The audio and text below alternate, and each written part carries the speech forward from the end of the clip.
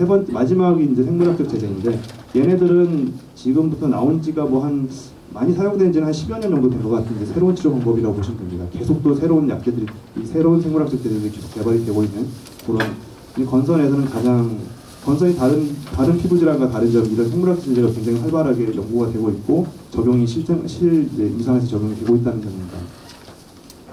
이게 이제 식품의약품안전처에서 만든 생물학 제재라고 하는 약의 정의거든요. 그래서 생물체에서 유래된 물질이나 생물체를 이용해서 생성시킨, 이게 생물체라고 하면 사람이나 쥐를 얘기하는 겁니다. 그래서 이용하여 생성시킨 물질을 함유한 의약품으로서 물리화학적 시험만으로는, 그러니까 우리 약처럼 뭐 물리적으로 화학적으로 뭐 이렇게 계산을 볼 수가 없다는 얘기고요.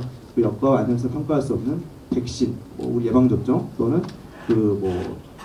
뭐 피라든가 아니면 혈소판 같은 경우 혈장 분해제제 또는 이제 독소를 제거할 수 있는 어떤 그 항체, 이런 것들을 이제 통칭하는 게 생물학적 제재라고 부르고, 얘네들은 이제 공장에서 찍어내는 게 아니라, 물론 공장이긴 하지만 약간은 세포라든가 조직에서 이렇게 만들어진 단백질이라는 항체를 얘기합니다. 그래서 이 건선을 유발 또는 악화시키는 여러 가지 특정 면역들의 효능이 많은데, 이 중에 딱 하나만 선택적으로 차단함으로써 치료가 높이면서 부작용을 주는 그런 약제가 되겠습니다. 그래서 이게 이제 사이폴이나 MTX 같은 전신 치료제들은 이렇게 그냥 막 폭탄을 떨어뜨리는 거예요. 막 떨어뜨려서 뭐 건선도 치료하지만 우리 몸에 여러 가지 얘네들 스머프들인데, 얘네들도 다 파괴하고 집도 파괴하고 이러면서 좀 부작용이 이제 심하다면, 이제 생물학 제재는 딱 이놈 TNF 알파, 뭐 인터로킨 23 같은 게 특정한 이 물질만 잡아먹는 거죠. 얘네들만 잡아서 죽이는 표적 치료라고도 부를 수 있습니다.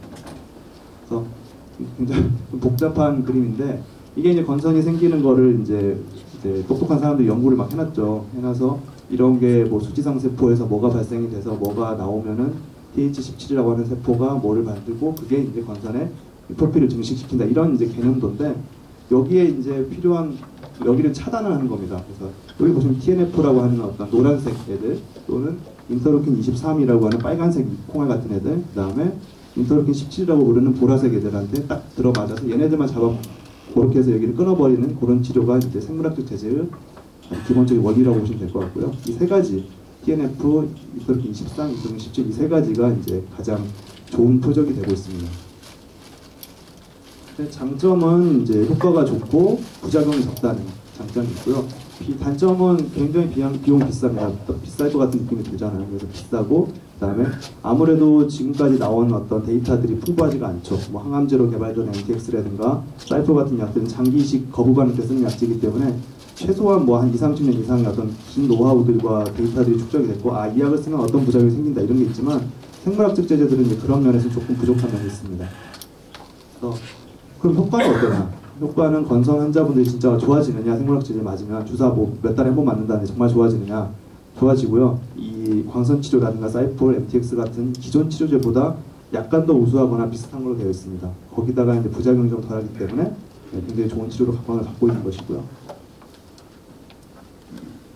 건선을 완치시키냐라는 질문은 어떤 치료에도 다 적용이 되는 거 아니고, 어떤 치료에도 건선을 완치시킬 수는 없습니다. 이 약도 마찬가지고, 이런 주사들도 건선을 유지시키고 관리시켜서 억제를 시키는 거지, 튀어나오지 못하게, 그 튀어나오게 만드는 물질을 잡아먹는 거지 완치를 시키는 건 아닙니다. 그렇기 때문에 건선은 아까도 말씀드렸듯이 유전적인 질환이 어떤 분야의 베이스에 있고, 그 베이스 때문에 생기는 거기 때문에 유전적인 어떤 정보를 고치지 않는 한은 건선을 완치시킬 수 있다는 말은 함부로 할 수가 없고요. 관리를 하셔야 되고, 또 완치는 되지 않지만 생물학적 제재로 최소한 정상적인, 내가 최소한 수영장, 뭐 목욕탕 이런 데 갈 수 있는 생활까지는 거의 대부분 가능하십니다.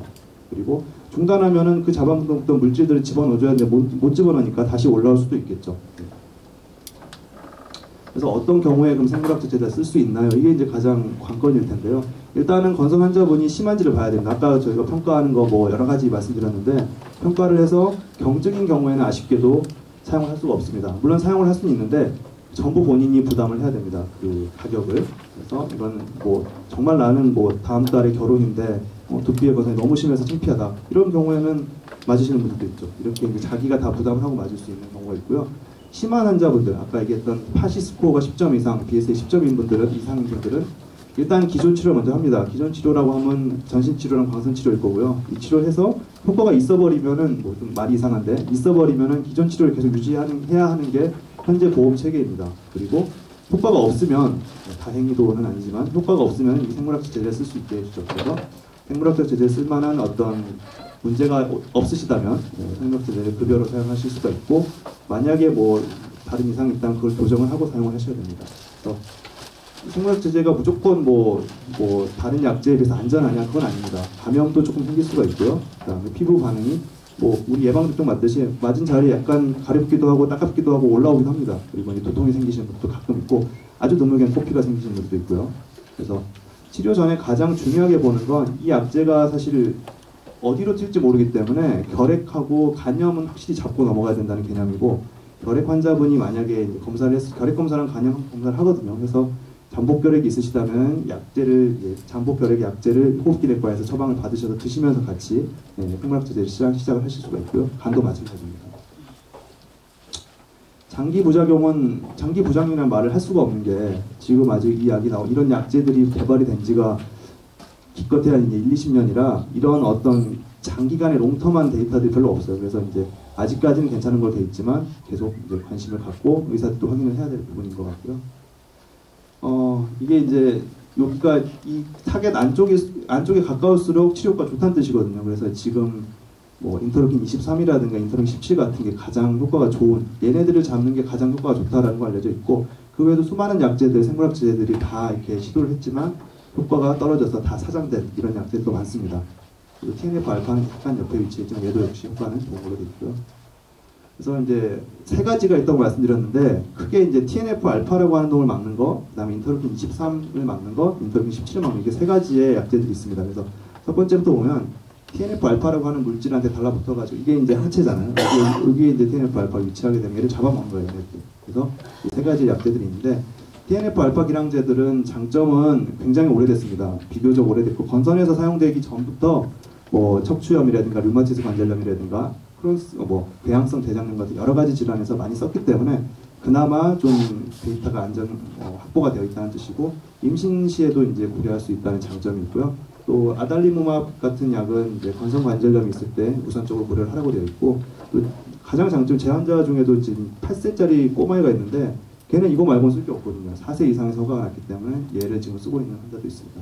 하지만 단점이라면 이게 이제 다른 질환에서 많이 쓴다는 게 장점일지 단점일지 모르겠어요. 이게 뭔가 이게 범용으로 사용이 된다는 얘기인데, 그게 이제 취약성일 수도 있고, 감염성 질환에 좀 취약하다는 얘기들이 있고, 그 다음에 신경학적인 이상을 초래할 가능성이 있습니다. 그런 점은 좀 단점이고요.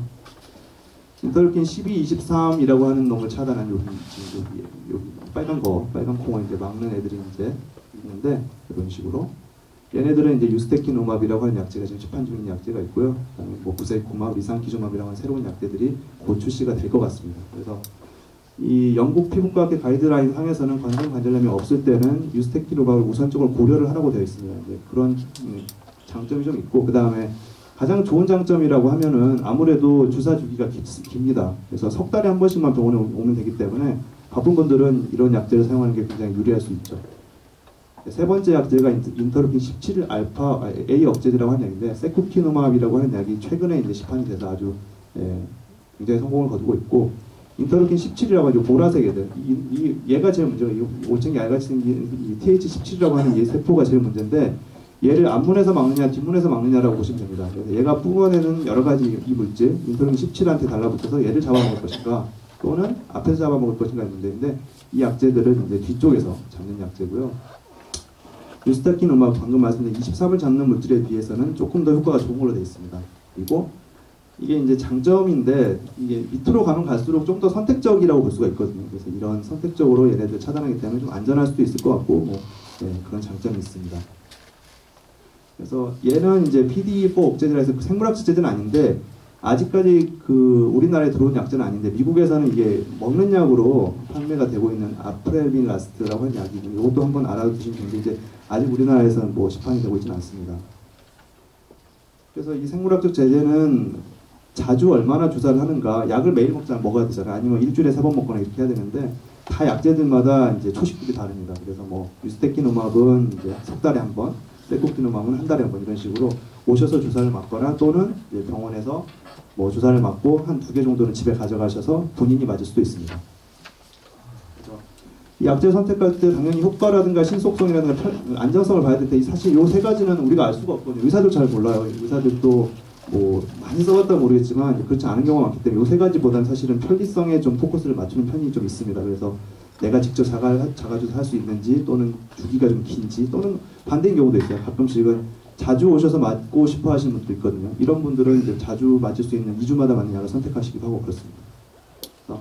피부과, 영국 피부과학의 가이드라인 상에서는 건선관절염이 있을 때, 없을 때에 따라서 약제를 선택하고, 그 다음에 반응이 없을 때는 이제 증량을 하게 되어 있습니다. 사실 증량이 또 보험 문제가 굉장히 걸려 있어서 쉽진 않은데, 증량을 한다는 얘기는 예를 들어서 석 달에 한 번 맞는 거를 두 달에 한 번 맞게 해준다든지, 2주에 한 번 맞던 거를 일주일에 한 번 맞게 해준다, 이런 식으로 이제 증량을 한다는 얘기고, 그래도 효과가 없을 시에는 약제를 바꾸도록 이제 권장을 하고 있습니다. 이 생물학적 제재는 말씀드렸듯이 심해야 됩니다. 일단은 심한 중증 건선이면서 다른 치료, 3개월 동안 메소트렉세이트라든가 사이클로스포린 치료에 효과가 없거나 부작용 때문에 도저히 못 쓰는 경우, 또는 3개월 동안 광선 치료를 했음에도 불구하고 효과가 없는 경우, 이때만 보험으로 맞을 수가 있게 지금은 인정을 해주고 있습니다. 그리고 같은 내용이고요. 주사를 그럼 언제까지 맞을 수 있냐라고 물어보신다면, 이 주사는 효과가 있어야 계속 맞는 겁니다. 효과가 없고 평가를 첫 평가를 다 해야 되거든요. 환자가 이제 맞으시거나 몇 번 이상 맞고 나서 오셔서 이거 효과가 좋다. 그래서 파시 75, 그러니까 4분의 3 정도 이상 좋아져야지만이 다시 또 맞을 수 있는 이 보험을 연장을 해줍니다. 반대로 언제까지 맞아야 되느냐 이렇게 물어보신다면 사실 계속 맞아야 됩니다. 제가 보기에는. 그래서 환자가 대부분 심한 환자들이 많기 때문에 약제를 끊었을 때 재발 가능성이 굉장히 높고, 그 다음에 만약에 이제 정말 좋아졌단 말이에요. 0점 아무것도 없어요. 진짜 건강이 다 좋아졌는데도 불구하고 재발한다면 다시 재발한다면 그때는 처음부터 다시 시작을 해야 돼요. 또 약도 먹어야 되고 그렇게 해서 보험 기준을 또 많이 충족을 시켜야 되기 때문에 가급적이면은 이제 주기적으로 맞는 걸 권장을 드립니다.